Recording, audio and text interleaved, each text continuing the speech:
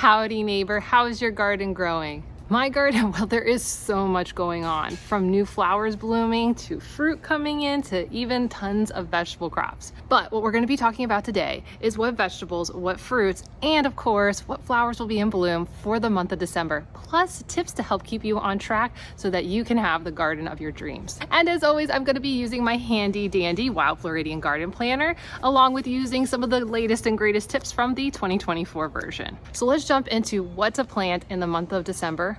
Vegetables. So when it comes to vegetables in the month of December, whether you live in North Florida all the way down to South Florida, cold weather crops are a sure weather bet. This can be anything from onions, carrots, brassicas like cauliflower, cabbage, broccoli, kale, cabbages. Did I say cabbages? I feel like I said cabbages. Onions, if you like Brussels sprouts, radishes, all those plants that you always hear the Northerners talk about growing first.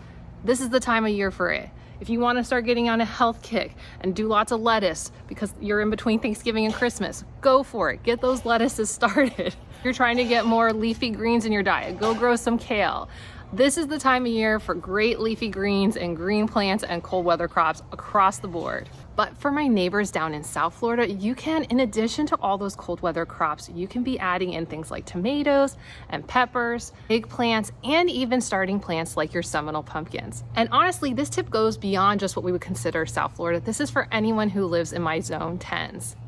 And we need to talk about who lives in zone 10, because here's our first tip. You guys need to go check out the updated USDA plant hardiness map, because over 50% of the country just changed zones. If you're not familiar with plant hardiness map that's put out by the USDA, this is basically when you hear people say, I live in zone 5, I live in zone 10, I live in zone 7. That comes from the USDA plant hardiness map. And really what it focuses on is just how cold an area gets. It's not how cold it possibly can get. It basically takes a 30-year running average of the lowest temperatures seen in an area, and then it puts it in this like little fancy handy dandy thing to say, hey, if you only hit this temperature, you're a zone 8. If you hit this temperature as an average over 30 years, then you're in a different zone. The difference between a zone 9 and a zone 10 is just a 10-degree difference.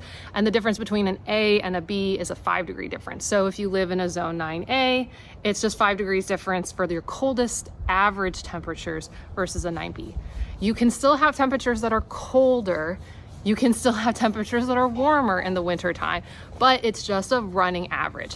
And the USDA updates it every 10 years.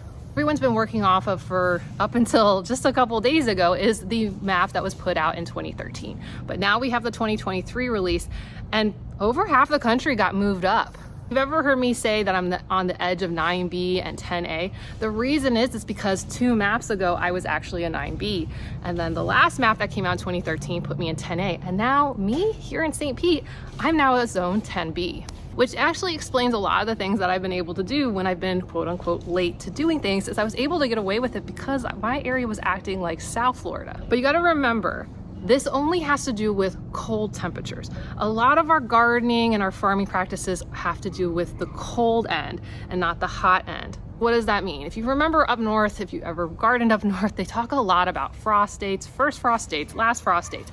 But here, other than our northern Floridian neighbors, most of us never see frost throughout the year. And now with these new averages, it's less likely that most of us will ever see it. As you can see in the map, a huge section of Central Florida has actually moved up from a zone 9 to a zone 10. And that's a really important thing to note, because that means that more Central Florida is acting like what we have typically called South Florida. So you may find that if you live in the Orlando area, you live in these central parts that just got converted, you may be able to push yourself and your garden into doing more South Floridian practices. And that goes from everything from vegetables to fruit crops. So one of the ways you can check out to see if your zone has changed is you can go to the link, I'll put it down in the description below, and just type in your zip code and it will tell you exactly what your zip code is.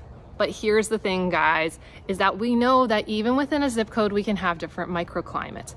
Depending on whether you're on top of a hill or next to a river or up against waterfront properties, that can directly impact how warm or cool or how stable or how variable your temperatures can be.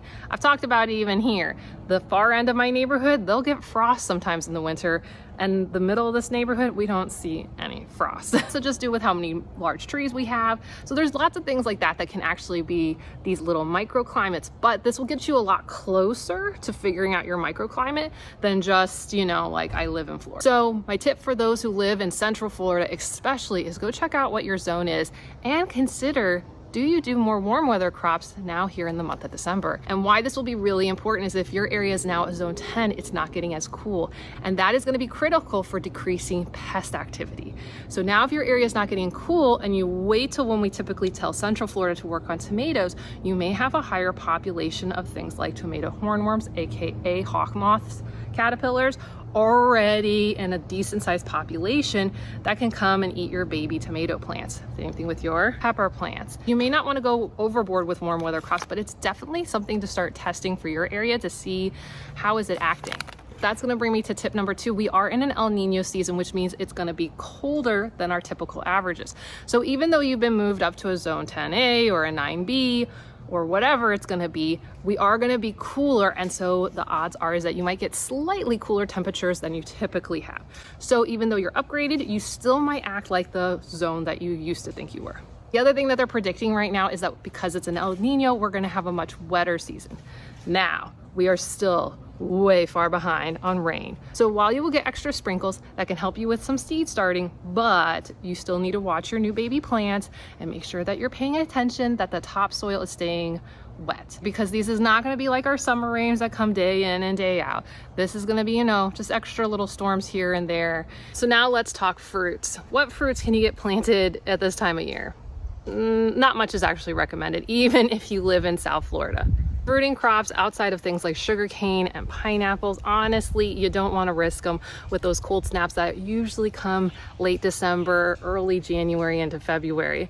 And since unlike vegetables where you're just paying, you know, a couple bucks for hundreds of little seeds, tropical plants, you know, you're investing $25, $35, $100, $150 to one of these tree plants.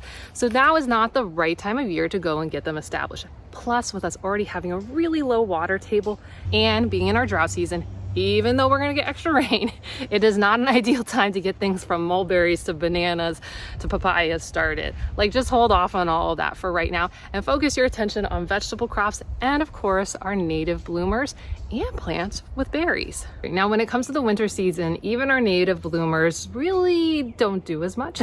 When it comes to wildflowers in the month of December, there's not a ton that's typically blooming, even for South Floridians who are a lot warmer. That's really due to the fact that we are in the drought season and a lot of our native plants are trying to put energy into surviving and not into reseeding and thriving. But there are still some plants that are going to be putting out blooms, including climbing aster. This one's actually blooming a bit early this year, but that's a really good thing because it is giving food for these bees who are just super hungry.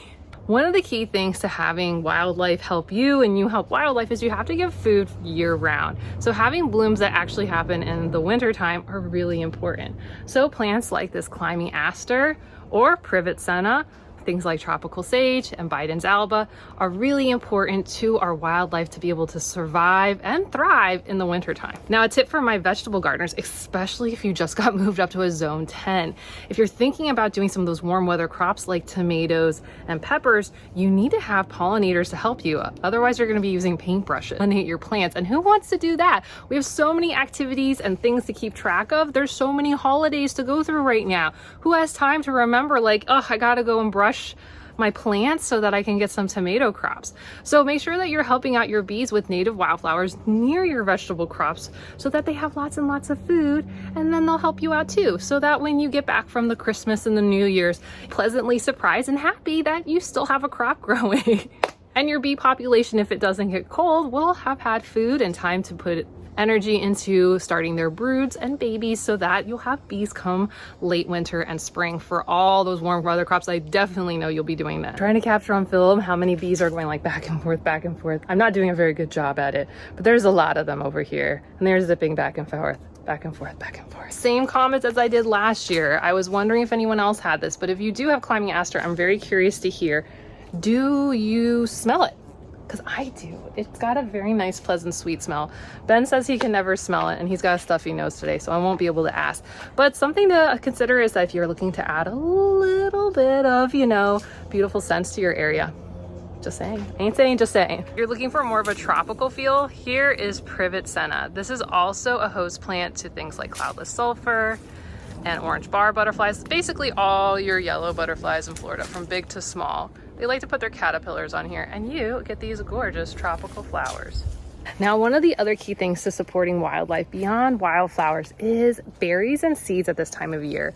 And this is one of the things that I know the planner really helps people with, because there are only certain types of native plants that have seeds and berries throughout the year to help our birds. As the challenge is there aren't a ton of bugs, and most songbirds, 90% of them, that's all they eat is bugs. But now we don't have bugs. So how are they going to survive? And that comes back to berries and seeds. And there are some native plants that do a really good job of providing seeds. Ben right now is pulling some weeds, and he's pulling one of those, which is quirky stem passion vine, which has our native quirky stem passion fruit, not the one you buy in the store. This type of passion fruit is really good for our songbirds, and they do enjoy eating it. So here you go. You can see actually one of our quirky stem passion fruits. They get small and black ones like this. They are technically edible to us humans. And I've heard from someone that when I've eaten them before, that they just probably weren't ripe enough. And they don't taste terrible, but I wouldn't say they taste great either. I'm not running to the store for these if they were selling them, but birds like them, and I like birds. And so therefore, they can have a bunch of these. I'm gonna try a second one, let's see. And what's amazing about quirky stem passion vine is you don't even need to go to a native store. Typically, birds have pooped this in your yard, so just look for this ivy leaf plant. And feel free to go propagate it into things like pots. They tend to like shady areas, and it's a host plant of many butterflies. So it is a win-win plant supporting bees, birds, and butterflies, whether it's through the winter or any time of the year. Another plant that you might want to consider to help support birds and bees during the winter time is Rouge plant.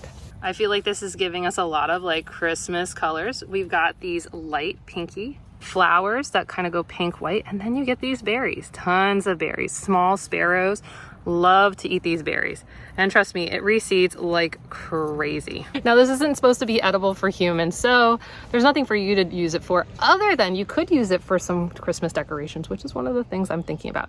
If you have spaces that are in the shadier areas, it actually prefers shady areas. At least that's what I find in my yard. So you can go ahead and fill in spots. It's got a very soft looking leaf structure, so if you're looking for something that kind of fits in that English cottage garden style, you can put it in a shady area. So think about Rouge plant. Now, we talked a lot about our goldenrods and how they're so important and critical to monarchs and bees and butterflies, and these things have been covered with pollinators, but they will not do such a great job in the month of December, except for the fact that they have seeds. And this plant will be really beneficial to small sparrows and other small birds for eating during the winter months as they migrate south, or they just hang out with you in your garden. Another plant that also can be fit into shadier areas that's also good at naturally repelling mosquitoes and has a fruit that's edible for you, me, and is critical to our bird species. Plus, it brings in pollinators. And did I say it likes shade? So consider also adding something like beautyberry to your garden. These leaves are one of those leaves that can be used as a mosquito repellent. People make their own natural mosquito repellents from this. Plus, you can see after it's done flowering, we start to grow berries.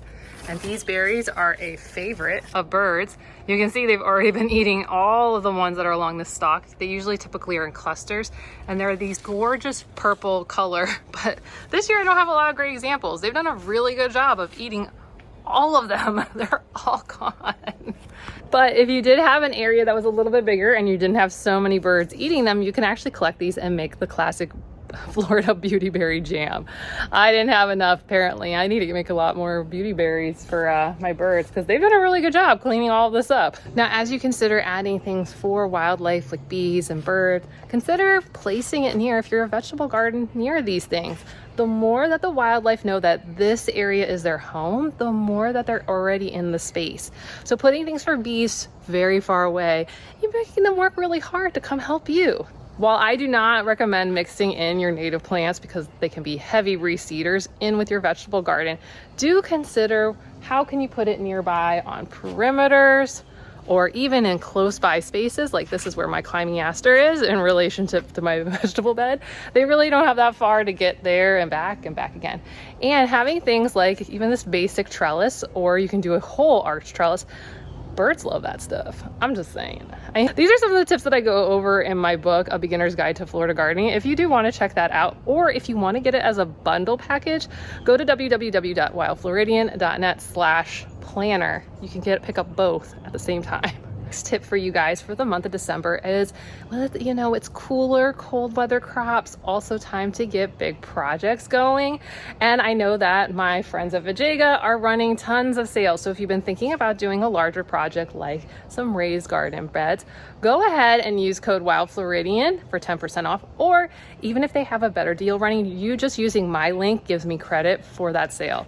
And that will be a link in the description. Plus I'll put a pinned comment for you guys so that you can check out what deals, because you know, Black Friday might be there, Christmas deals, they got some good stuff coming. And if you can get it on deal, I mean, good for you. Brings me to my biggest tip for this month. The holidays are here. There is so much stuff to do that has nothing to do with your garden. Make sure you plan and prioritize. What you do not want to do in the month of December is not enjoy it. Do not let your garden become a burden. It is a place for you to have joy and happiness, get fresh food, support wildlife. But honest to goodness, if it isn't gonna make you happy, you know, what's the good of it? So get out your planner or get out a piece of paper and make sure you take the time to go ahead and prioritize what you need to work on. Let's be clear. Let's figure out what we have to work on and maybe what things we'll let go until the new year. And if you're considering going ahead and doing a larger project and want to learn more about these beds, I recommend checking out this video right here. And if you've been thrown for a loop about warm weather crops and you don't have the seeds for them yet, go ahead and check out this video where I go through all the varieties that I'm going to be planting throughout this entire season. Okay, I'll see you soon. Bye.